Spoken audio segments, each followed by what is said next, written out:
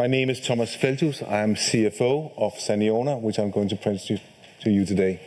I just flew in for Paris this afternoon. There's been a long, big meeting in the biotech industry down there the last 3 days. So I'm a little bit rusty, I must say, but I will keep up to speed. Just for those of you who have not heard about Saniona before, just give you a short status. Then what I would like to do in this presentation is that, because we have quite a lot of programs, that I will focus on our lead program, which we are taking into phase 1 in autumn, and then in Q4. And then I will also discuss the new program which we got back from Janssen, and which we have not been able to talk to the market about for schizophrenia. So these are the two programs I'm primarily focused on. And then I will come with some perspectives about valuation of the company and in the biotech industry in Sweden in general. So just for coming to the status. So biotech is a company with a low burn rate and high ambitions. We have a low burn rate because a significant part of our operational costs are covered by our partnerships. Still, we retain a significant upside, and we have very high ambition for going forward. We see the listing at Aktietorget as a stepstone for taking us to OMX small cap within the coming years. We are focused on research and development based on our leading position within just 3 types of ion channels, into 3 families of ion channels. They're called GABA channels, nicotinic channels, and potassium channels. And this leads to a number of drugs which can be used in quite different indications. So we are developing a very broad pipeline of programs together with partners within CNS diseases and autoimmune diseases, pain, and metabolic diseases. And we are a small company, just 20 people. So how can we do that? And we can do this because we do it together with partners such as Pfizer and Biogen Idec, who are specialists within their particular indications. And we have 2 of those partnerships, namely those 2 companies, Pfizer, which is the largest company in biopharmaceutical company in the world, and Biogen Idec, a major American pharmaceutical company, which we have made a spin-out, which have invested in one of our programs through a spin-out. I'll come back to that. We have a strong pipeline of 16 programs, of which 5 are active today. And we have a very broad, you could say, platform and one of the best teams within our field of research. And this does not come from nothing. There's been invested more than 2 to 3 billion Swedish crowns in this over the years in a former company called Neurosearch, as well as with their partners. And this is what we are taking over from that company. We are based in Copenhagen, and as mentioned, we are about 20 employees. We have had a very hectic year in the last year. So this has led to a steady news flow from the company. Every month we are coming out with news, basically. In February last year, we entered into the agreement with Pfizer. The month after, Biogen Idec and Atlas decided to invest $17 million in one of our programs. Then in spring, we raised 17 million Swedish crown in IPO and become listed at Aktietorget. Over the summer, we selected our first internal candidate for clinical development. Then in the early autumn, we extended agreements with Janssen and Ataxion. And in October, we acquired a phase 2 compound from Neurosearch, which is a position for obesity. And then in late autumn, we got a research milestone with Biogen Idec and Atlas, which led to the second tranche investment. And in January, we reached a research milestone from Pfizer, leading to 6 million crowns coming into the company. And then also in January, we made a right issue, raising another 24 million crowns. So this is what happened. And then just after this raise, which was actually very successful, and both because we had an oversubscription, but also because we got, I think, something between 300 and 400 new shareholders, which we are very happy about. So we have more than 1,200 now, and that is, my goal is we reach 2,000 pretty soon so we can get listed at OMX. Then In February, we had to announce that we regained the rights to 470 because Janssen decided to pull out of this collaboration. And that was a pity, and we didn't like that. We would like to see that our partners, they move ahead with our compounds and are successful. Having said that, it's not the end of this story. It is a really interesting compound, and that's why I will take it up today, in order to give you some idea what it's about, because we basically have not been able to talk about this in public or to the industry for the last 6 years. Now, milestones for the next coming months, which we also expect to be quite hectic. On the partnering side, we expect to reach, hope to reach, now we are talking forward-looking statements. Our goal is to reach another research milestone, at least with Pfizer, within 6 to 12 months. Then we expect or hope to select a lead candidate with a partner, either BioGenetic or Pfizer, within 12 to 15 months. And then we hope to establish additional research and discovery collaboration with other partners based on current discussions we have, as well as our future discussions. And on internal pipeline, then we will inform about the progress on our 363 on this road to initiation of phase 1 in Q4. Then we will position this compound we acquired in October last year. We will develop a clinical development plan which we will present either for obesity or diabetes together with a partner later in the year, I hope. Then we will hope to progress one of our clinical candidates together with a partner in the coming period, and to select a second compound for internal development. So these are the things we see coming in the next 12 to 15 months. If you look at the value proposition of the company, it could be split up to 3 levels. The platform and a world-class team within ion channels. This is why we can make collaboration with Pfizer. This is why one of the largest pharmaceutical companies in the world are interested in working with such a small company. It's because we're very good at this within our field. Then we have our valuable collaboration, which is fully financed and where we have retained a significant upside for the company and our shareholders. And then we have a portfolio of 16 programs, of which 5 are active today. And of those 5, they are right now commercialized through 3 different business models. So, first of all, we are making research collaborations with a company like Pfizer. This is a collaboration where you enter into and make research and identify a drug within a 2 to 3 year period.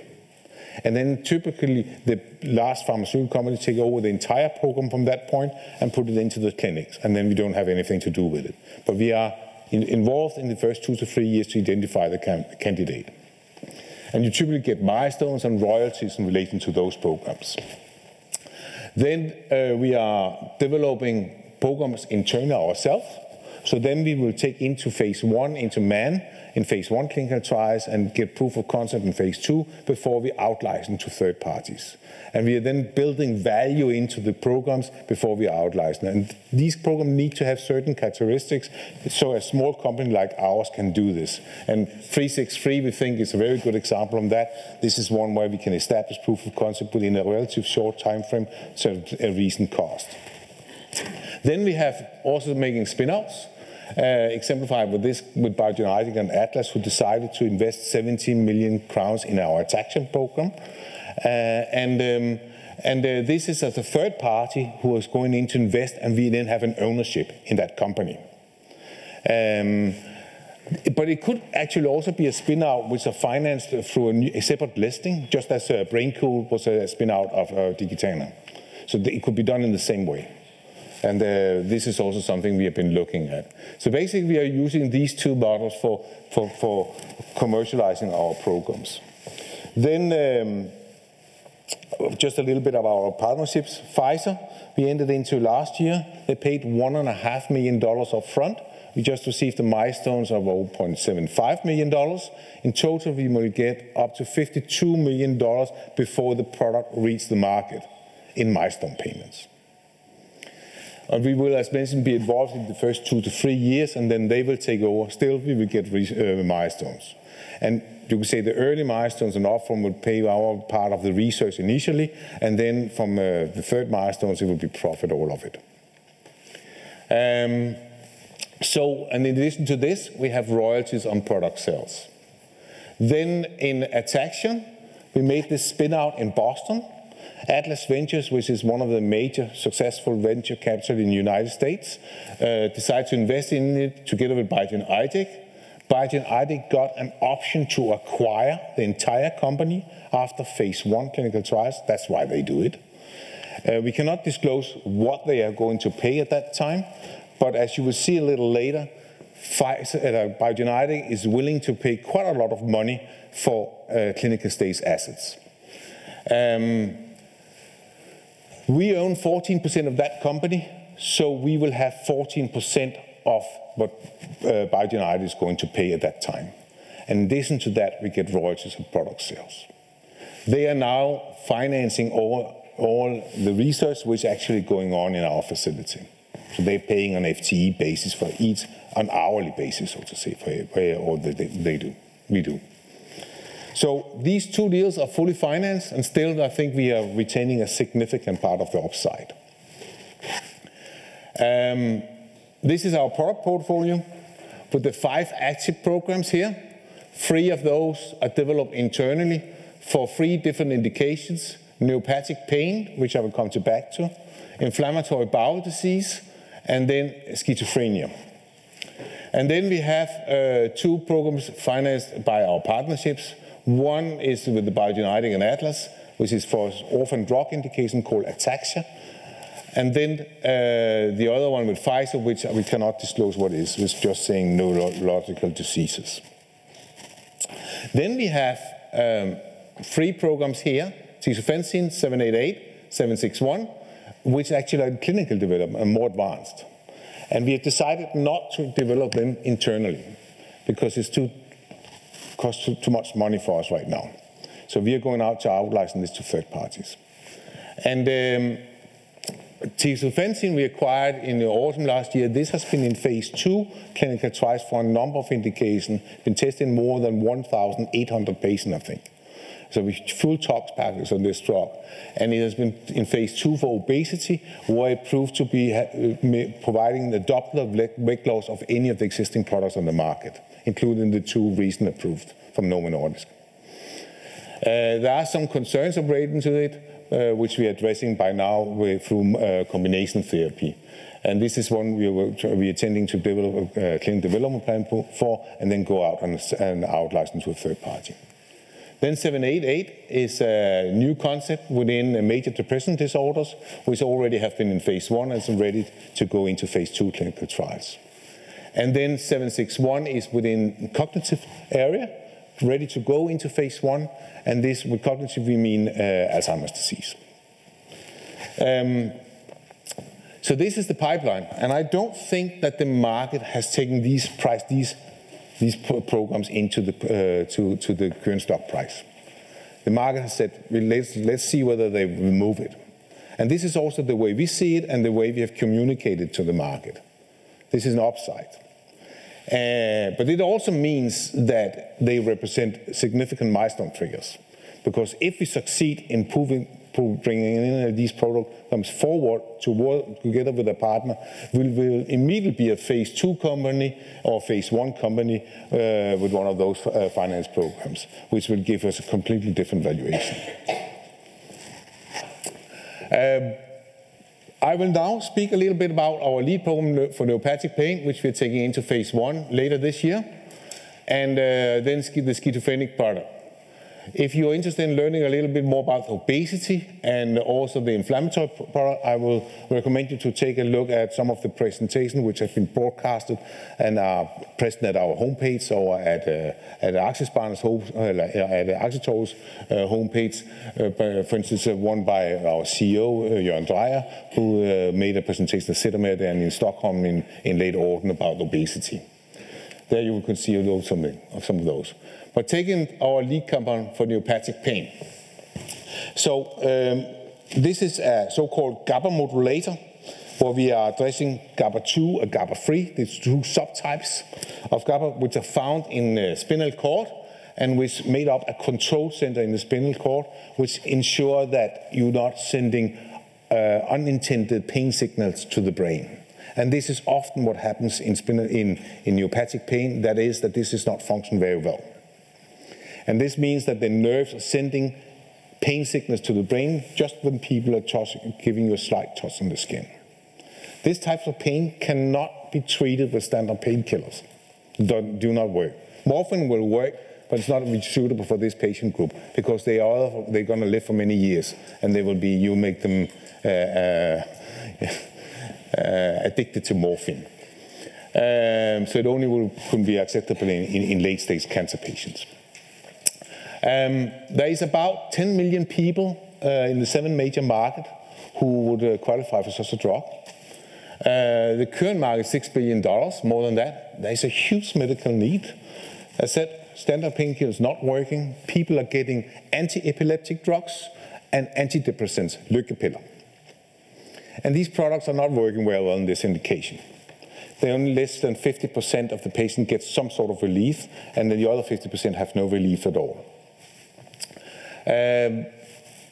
So our product has been developed specific for this indication, going in and managing this control center, and we intend to develop as a first-in-class effective treatment within this indication, and then we have patents until 2029.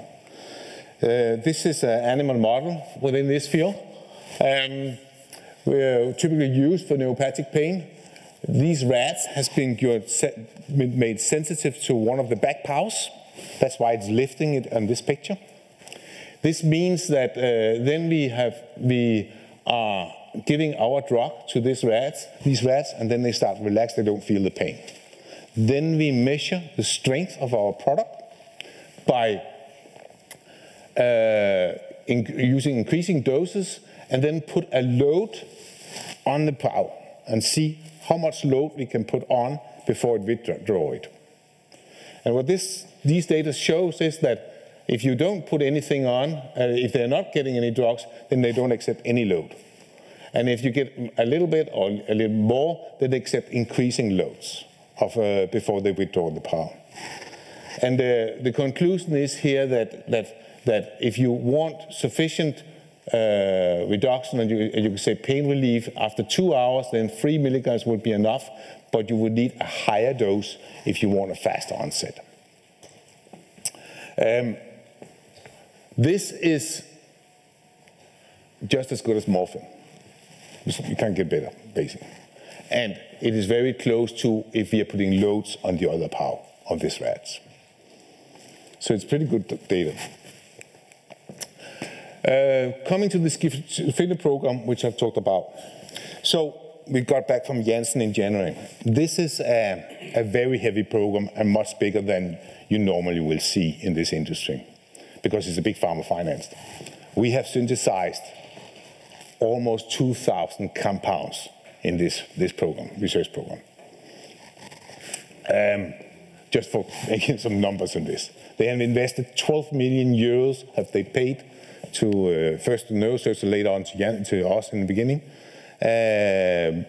More than 100 man years gone into this program. Very large program. The objective was to develop a compound which reduced the activity of an ion channel called GABA-A5 without having any influence on any other types of compounds. And we have lots of those, which are doing this. And many of them are druggable. It means that they could be potential medicines. So it's a program with lead compounds, one we particularly like right now, and a very large backup program. So a little bit about schizophrenia. It's about 1% of the population are schizophrenic. And the current market is about $6.5 billion, mainly consisting of generics, because that's not really happened much in the last couple of years. The disease is coming out for symptoms, 3 types of symptoms put into groups. positive, negative, and cognitive symptoms. Positive symptoms are hallucinations. So people are hearing things, they see things which are not real. Negative symptoms, that is the inability, for instance, to feel pleasure, or to understand what pleasure is, or what sad things is. So they sometimes laugh of sad things and cry on funny things. It's also an ability to relate to other people. Cognitive symptoms, that is impaired short-term memory. And that's one of the biggest problems for these people. And also impaired attention, so they are not able to concentrate, or inflexible thinking, so they're difficult in switching if they need to make change strategies and so on. Particularly this is a problem because they cannot then perform daily tasks. And that has a major influence on their quality of life. Today, we are only able to treat positive symptoms with existing drugs. And then this is actually treated quite well. So you can stop hallucinations with existing drugs. You cannot, there are no drugs approved for negative system, no drugs approved for cognitive system. This drug is designed to cover the cognitive system. But interesting, it has proven also to be effective for positive symptoms and with less adverse effects. And this is important because the existing drugs on the market for the positive symptoms seems to worsen the negative and cognitive symptoms. So the medical need is to get better drugs for the positive symptom, where is it? Less adverse effects in relation to the positive symptom, and new drugs which can treat the other symptoms. So a little bit about the positive symptoms. This slide is a standard model in this indication. How much time do we got?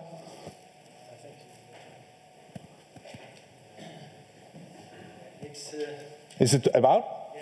Yeah. I'm afraid I cannot. I need 5 more minutes. Okay. So this slide is showing the results from an animal model typically used in schizophrenia for positive symptoms. So basically, the rats here, the mouse here, are given amphetamine, that's also called speed in common language. And then if it's people, then they will have hallucination, they will be very active. And we don't know how mice are thinking, but they become active just as humans. So they start moving around.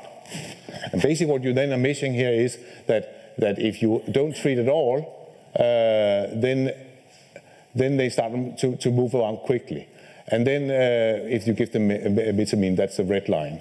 And then if you give 3 milligrams of our drug, then you can put it down and further down if you increase the dose. And this is what you see with the standard treatment antipsychotic drugs used in this indication. So it's similar, you can see effects as the standard psychotic drugs for this indication, for treatment of positive symptoms. What is interesting is that if you're looking at the side effects in this, then when you use standard treatments, then you are changing the natural behavior of the mice. So they are not moving at all. And if you go to the highest dose, which is called 0.1 here, milligram, then the mice becomes cataleptic. That means they freeze. Not because they have size or something. It's simply because of their cognitive impairment.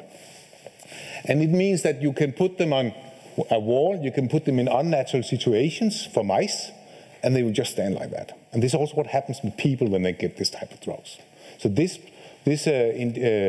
animal model is very predictive what happens in the clinics for the patients who are getting this type of drugs. This does not happen with this drug. So this is pretty interesting.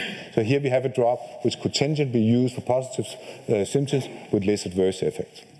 Then it has been designed for cognitive symptoms, And here you see two examples for two models we have been using.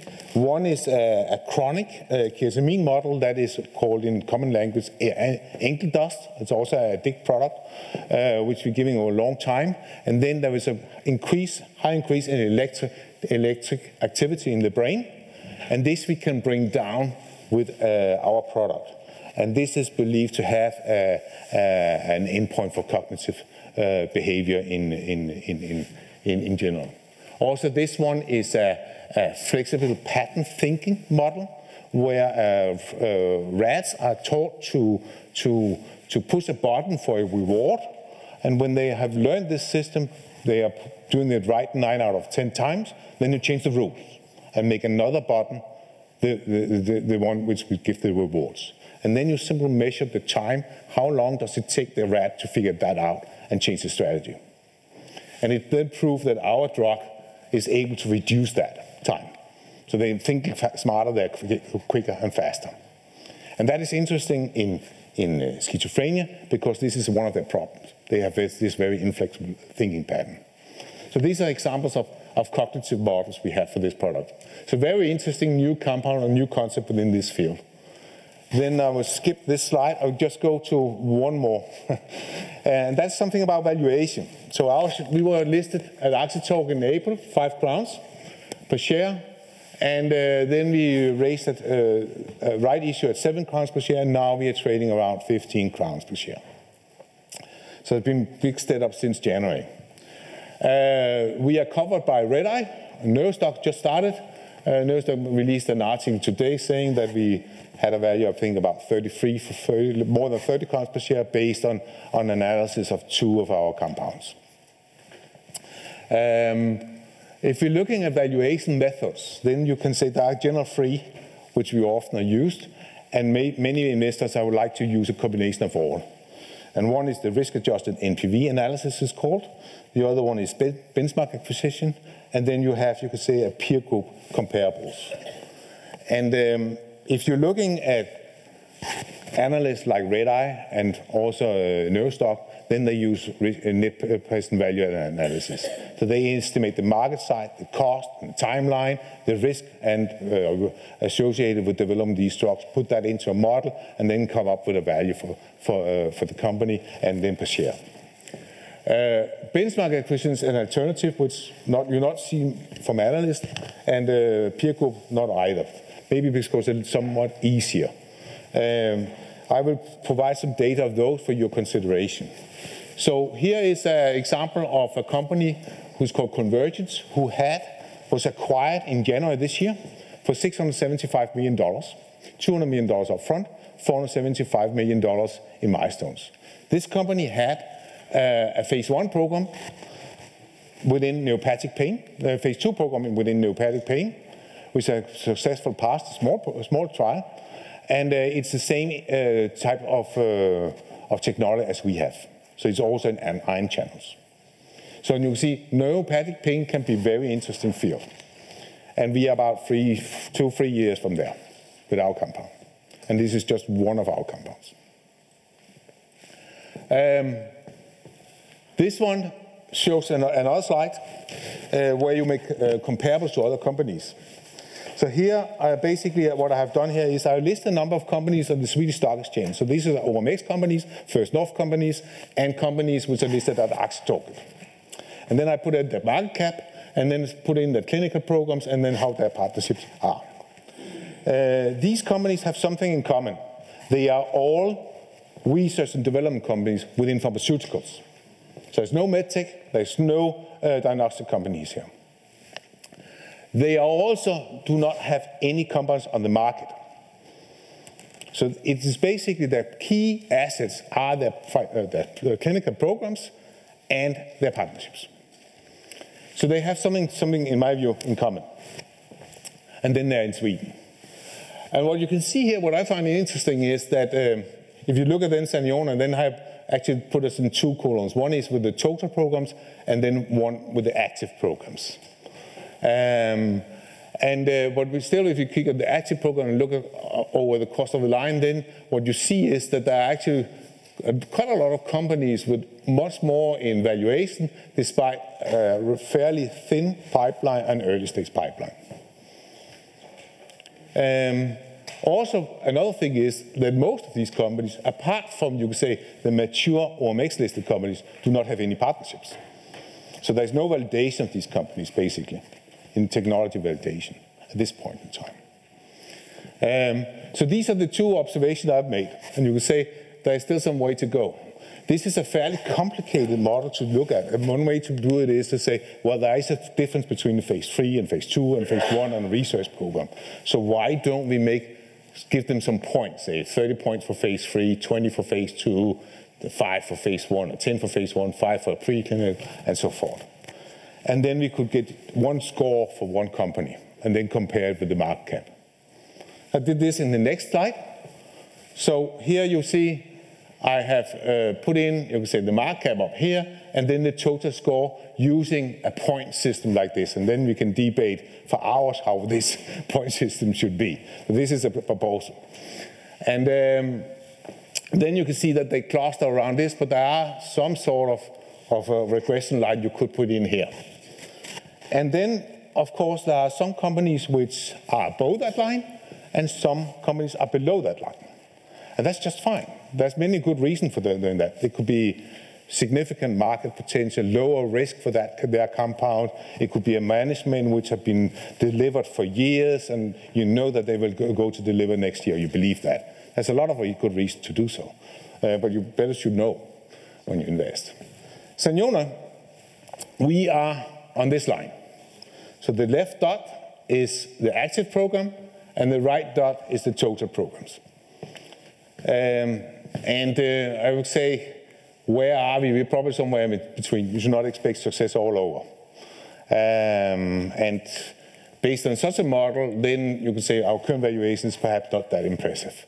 And I cannot give you an explanation for this other than we are new in this industry, new coming into Sweden, and we have a lot of things to prove, a lot of things to communicate just to build up a shareholder base, and so they know about the company. So there's still a lot of work for us. Okay, this is what I want to say. This is the management team here, and I'm sorry. Thank you for this. Okay. Någon fråga här utifrån?